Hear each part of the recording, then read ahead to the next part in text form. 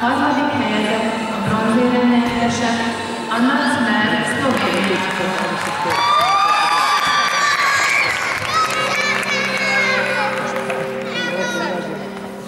Negyedik helyezett Erdélyi Virág, a jégkorszak.